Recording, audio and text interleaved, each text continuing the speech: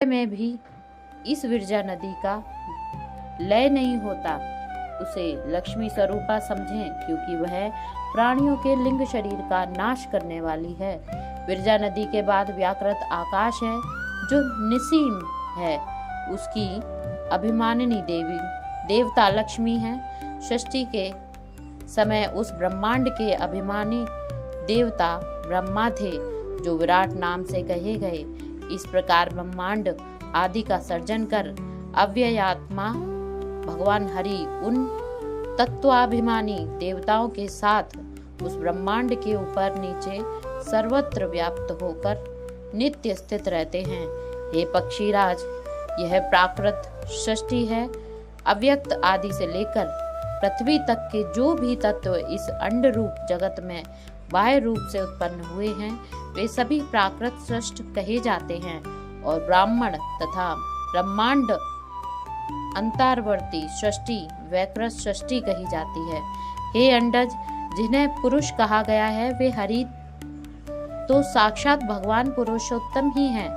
उन विष्णु ने उस हिरण्यमय अंड के मध्य विद्यमान जलराशि में 1000 वर्ष तक शयन किया था। उस समय लक्ष्मी ही जल रूप में थी, शैया रूप में विद्या थी, तरंग रूप में वायु थे और तम ही निद्रा रूप में था। इसके अतिरिक्त वहां और कोई नहीं था। उसी उदक के मध्य में नारायण योग निद्रा में स्थित थे। हे पक्षी श्रेष्ठ, उस समय लक्ष्मी ने उस जल गर्भ में शयन कर रहे हरि की स्तुति की।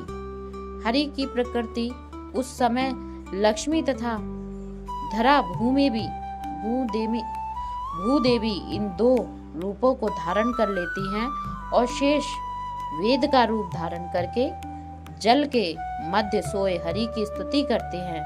स्तुति से प्रसन्न हुए नित्य प्रबुद्ध वे महाविष्णु निद्रा का परित्याग कर प्रबुद्ध हो उठे। उस समय